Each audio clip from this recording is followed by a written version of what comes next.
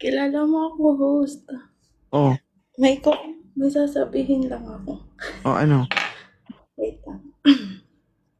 Kasi yung post mo doon sa video ng Oh, nag-up ako na Alexa. oh, Ano kasi yun, kung okay lang, mm, ipapabor ako sana kasi nga nakita ng family ng ng ex ko. Ay, hindi ko naman siya ex kasi namatay. Yun nga is, parang hindi kasi malinaw, gawa na nandito nga ako sa abroad, hindi ako nakauwi. Parang ang saya ko daw na sila, yun nga, nagluluksa pa rin. Kasi 2 months pa lang siya ngayon eh. ilan? 2 months. Hindi mo naman sinabing 2 months Hindi man 2 months yung pagkasabi mo nung nakaraan.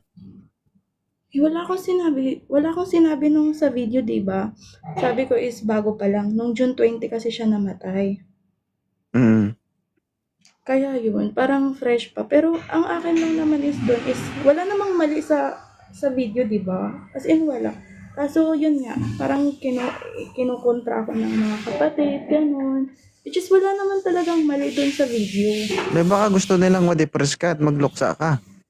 Hindi ko lang alam. As in, sinend talaga dito sa messenger ko.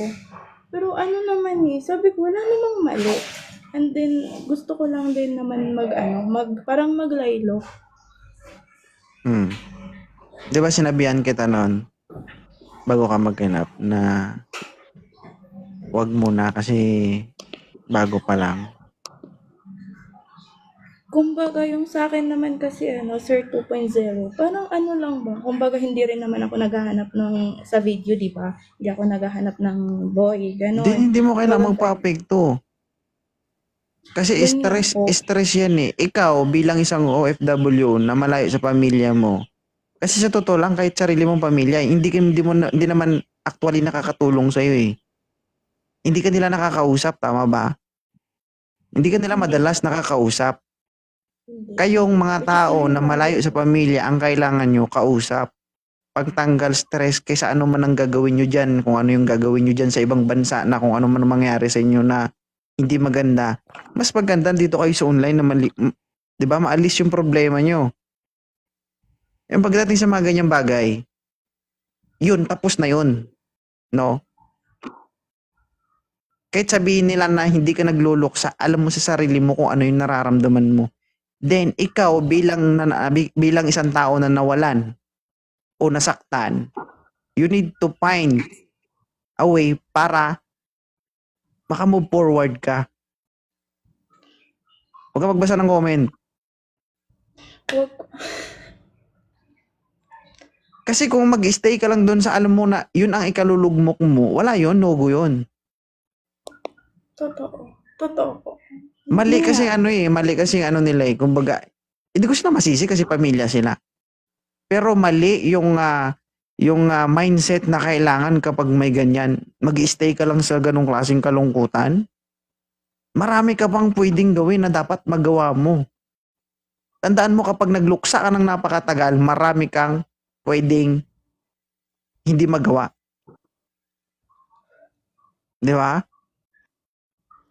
Tandaan mo may pamilya ka na nangangailangan sa iyo sa Pilipinas.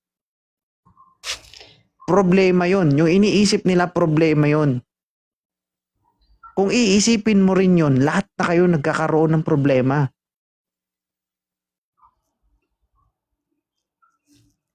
No? Sa tingin mo, yung iniisip nila na gusto nila magluksa ka, makakatulong sa'yo yon? Sila nasa Pilipinas sila. Kasama nila yung pamilya nila. Sama-sama lahat sila. Eh, ikaw, may kasama ka? Wala. Actually, nasa stage ako ng depression ngayon. Yun na Since nga ang nung punto ko. na, Ikaw na under stress, under depressed, kailangan mo ng stress reliever. Kailangan mong maalis yung stress sa sarili mo. Ngayon, kung iisipin mo yung sinasabi nila, sino yung kawawa? Ikaw o sila? syempre ako po. Actually, ako O, talaga. Like ngayon, nung time na kasi parang viral na ata, 144.3. something na yung views mo, Sir 2.0.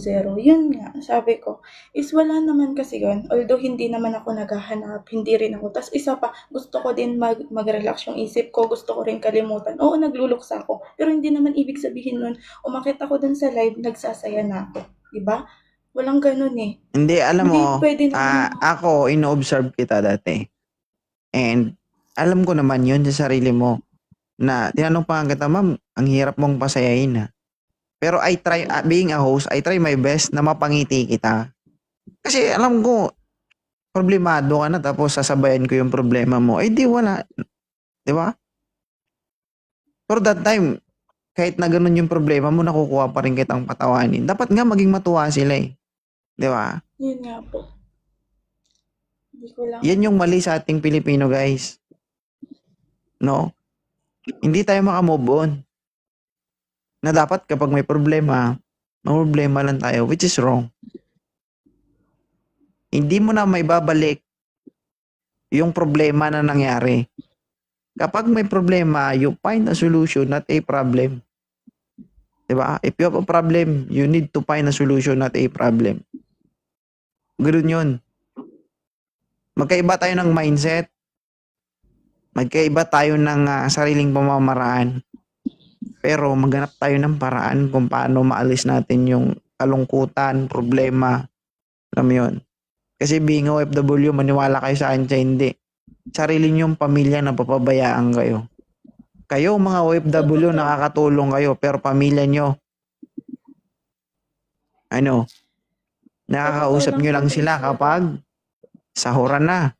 Hindi lahat not at all, but some of people na OFW. Nakakausap nyo lang yung pamilya nyo kapag kailangan na kayo. Diba?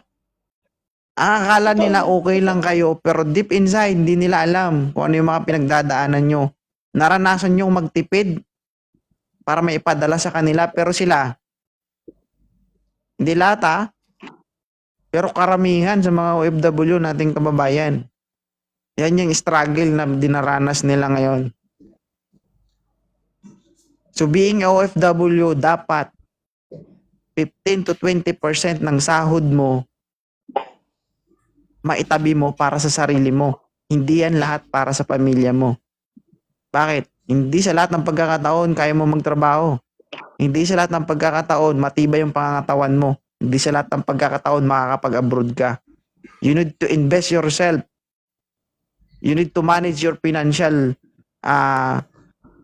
with regards to financial matters, kailangan mong mag-ipon para sa sarili mo, para pag uwi mo ng Pilipinas, meron kang panimula para sa sarili mo. Huwag puro padala.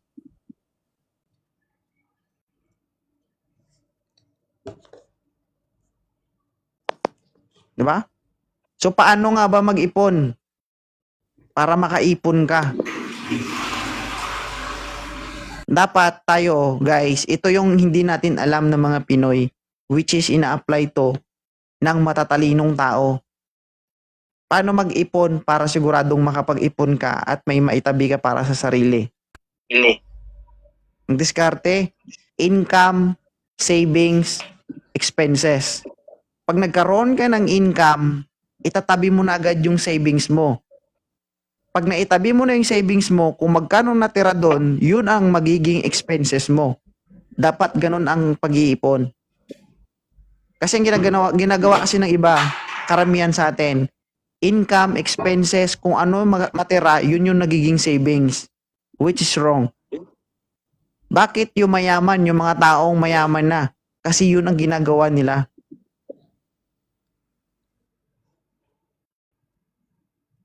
Yun yung hindi alam ng karamihang Pilipino. Kung paano mag-ipon. Kahit gaano kaliit ng pera, kung kaya mong humawak, kaya mong magtipid, lalaki yan. Tayong mga Pinoy na ginagawa natin, income, expenses, bago savings. Iniisip natin pag nagkasahod tayo, ito yung gastos natin. Ay, ito na lang yung natira, ito na lang yung ipon natin. Yun yung maling paniniwala. Yun yung maling diskarte. Dapat ang tunay na pag-iipon, income, savings, expenses. Yun. Bakit? Kung magkano yung natira, yun yung pagkasyahin mo sa lahat ng gastusin mo. Ma'am Chay, no, kilala mo yung sarili mo. Di mo Actually, kailangan. 2.0, Sir 2.0, Ah, matagal na akong nakafollow sa'yo since nasa Saudi pa ako. I think 2021, nag-uumpisa ka pa lang noon, nasa live mo na ako noong time na yon. Tapos yun nga, umabot sa point na ito, yun lang naman, ang pagpunta ko talaga dito sa live mo is para lang talaga sumaya. Yung parang ayoko din kasi magmukmok.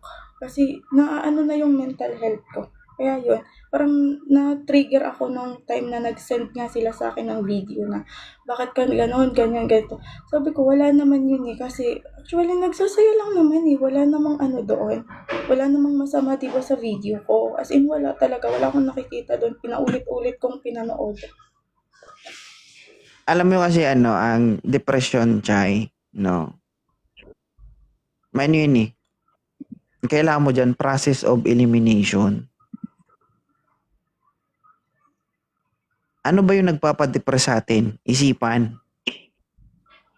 Grabe mag-isip yung isip natin. Pero ano makakatulong sa atin? Yung isipan mo rin. You need to eliminate those people na nagpapahirap sa isipan mo. Tanggalin mo sila sa isipan mo. Kung kailangan mo silang i-block para hindi mo sila makita, kung kailangan mo silang i-block para hindi mo makita ang message nila, gawin mo. Hanggang sa maging okay ka. Huwag kang magbasa ng comment. Ay, Abela. Kasi, ano tayo guys ang ano kasi, no, ang buhay ng tao, labanan ng isip yan eh. Dapat magaling ka. Kapag mahina ka, wala ka, talo ka. May punto sila eh. May punto sila. Sinasabi nila. Hindi natin sila masisi bakit. Pamilya sila eh. So tama, nagluluksa sila. Ikaw naman, no. Maniwala kayo guys na maraming OFW na hindi na nakakauwi ng Pinas dahil sobrang stress. Bakit? Maliban sa malayo sila sa pamilya nila, hindi nila nakakasama pamilya nila. Stress sila. Dahil na-homesick sila. So how much more na ikaw may na, 'di ba? Merong pinagdadaanan. So you are blessed na nandiyan ka pa rin ngayon. Nakikita naming lumalaban, 'di ba? Dapat nga matuwa sila na naghahanap ka ng paraan para makasurvive ka. At yan din kasi yung mali ng iba nating kapamilya. Bakit? Kasi ang iniisip lang nila, okay ka pa. Bakit? Hindi ka man lang nila natanong. Kamusta ka ba dyan? Natanong ka ba nila? Hindi. Hindi, di ba? Hindi nila alam yung side mo. Hindi man lang sila nagtanong, bakit mo nagawa yan? Tinanong ka ba nila? Kasi kung tinanong ka nila, di ba, lahat ng problema, lahat ng nangyayari, may kasagutan yan. Di ba? At least man lang sa punto na yon, ma-explain mo na sobrang lungkot ko na dito, naghahanap lang ako ng paraan para sumaya. Diba? Guys, depression is not a joke. Totoo. Maniwala kayo guys. Totoo yun. Hindi biro po yung depression, hindi biro yung stress. Pero pinipigilan mo kasi, yun nga. Wala eh. Ganun naman kasi, diba? Kahit sabihin mo yung problema mo sa pamilya mo, hindi yun mababago dahil malayo ka at di ka madadamayan. Madadamayan ka virtual. Pero hindi pa rin yun, parang hindi pa rin yun sapat. Okay nga, sana eh. Kung may virtual. Ang tanong, may virtual ba? Wala din. Diba? Kasi aminin man natin na sa hindi guys, no? Ang iniisip lang nila, okay ka. Diba? Kakausapin ka lang kapag kailangan ka na. Masakit. Sabi, wag yung isipin guys na lahat Hindi lahat. Pero karamihan. tested and proven na yan. Ako, tagal ko na sa TikTok, magti-3 years na ako sa TikTok. Marami na po ako nakakausap na OFW dito. Most of them, yan po yung na-experience nila na kakausapin ka lang kapag may sahuran na. 'Di ba? Minsan kapag hindi mo maibigay ang gusto nila, magagalit sila. Minsan, nagiging nanay at tatay ka na, nagiging provider ka pa. May hiningi sila, kunting paltos mo lang. Sobrang sama mo na. Alam mo yun? So yun ang dapat na pagandaan mo. Hindi lang yung mental health mo, kundi pati yung sarili mo. Dapat, wag nyong gawing panghabang buhay ang pagiging OFW. Gawin yung stepping stone yun para, kumbaga yun lang magiging hakbang. Para soon to be, maging stable in life ka pagdating mo sa Pilipinas na hindi mo na kailangan mag-abroad. Hindi mo na kailangan maging utusan ng tao. Diba? Huwag ka maniwala sa kanila. Nanonood yung kapatid ng boyfriend mo? kapatid ng nung naging partner ko. Ulitin ko po ulit sana nakikinig po na kapatid ng boyfriend niya. This is my opinion being a host, okay? Hindi ko po masisi yung pamilya ni pamilya ng kapartner ni Ma'am Chai. It is because pamilya. Natural lang yun na yung isang pamilya na magluksa, oo. Pero kasi ang punto ko lang dito, ang babaeng ito ay nasa malayong lugar, no? Nasa malayo. Being OFW, hindi po natin alam yung pinagdadaanan nila. Nandun na tayo. No? Sabi ko nga, natanong ka ba nila kung okay ka lang bago nangyari yung post na yon?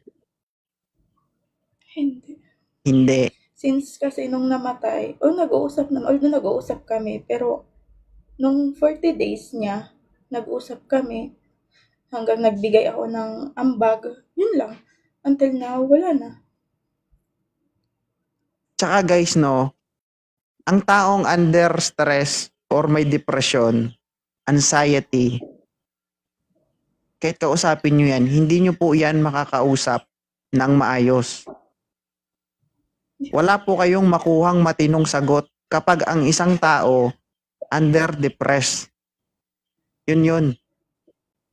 No? Tsaka, wala eh.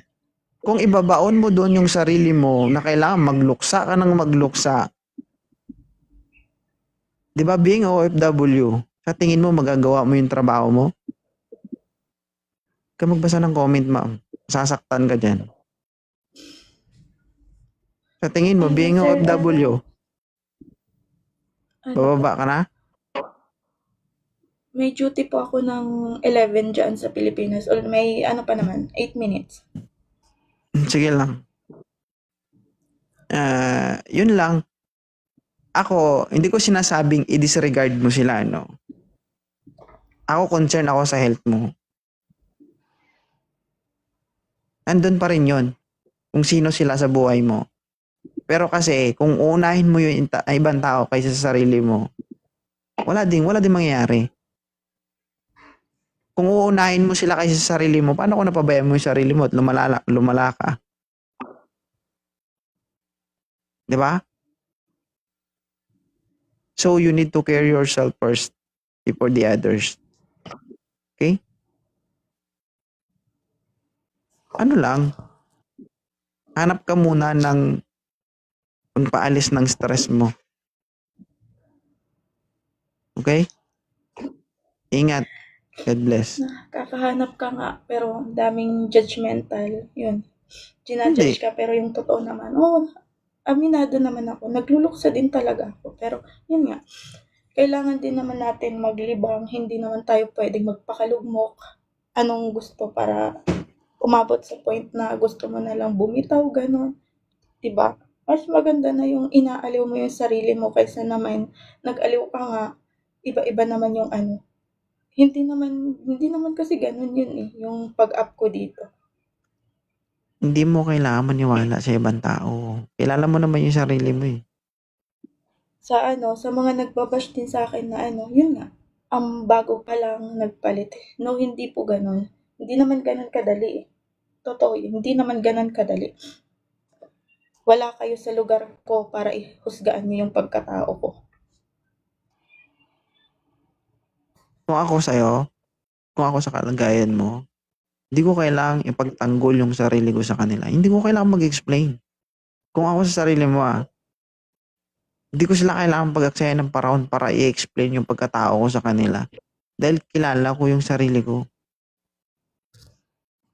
Yun yung dapat mong pag-aralan to become a strong person. Kasi kung iisipin mo yan, magiging aksaya ng panahon mo yan. Okay? You need to control yourself. Kaya mo yung ibang tao. Ganito kasi yan. Kapag mayroong taong naninira sa'yo, kapag mayroong taong naiinggit sa'yo, ibig sabihin, umaangat ka. Ibig sabihin, meron ka na wala sila. Insecurities yun. Kaya dapat magpasalamat ka. Ibig sabihin, nag-grow ka. Kapag napapansin ka ng tao, ibig sabihin, merong kakaiba sa'yo na wala sila. Kaya kung anong goal mo sa sarili mo, you need to focus. And siyempre, you need to continue to commit your goal. Di ba?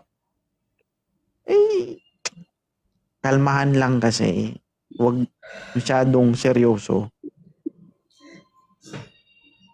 Gets mo? Yun, nag-PM kasi ako noon, Sir, 2.0. Hindi mo kasi siya nabasa, kaya nagpilit talaga ako makiat. Okay. No problem. Sige, Yun ingat lang, ka. Sir, 2.0. Yun lang talagang inap ko. Thank you din sa advice, and thank you din sa mga nag-advise sa baba. Yun lang. Sige. Sa mga Ingat. nagpa-follow din po sa akin, thank you. Ingat din po kayo, Sir 2.0. Pasalamat ka kay TikTok kasi kung wala si TikTok, hindi ko alam ano nangyari sa'yo. Hindi totoo, malaki. Alam nyo guys, maraming napariwara dahil sa TikTok. At marami din po natulungan si TikTok. Totoo yan. Diba? Sige, Chay, ingat Yun lang po. God bless. Thank you po.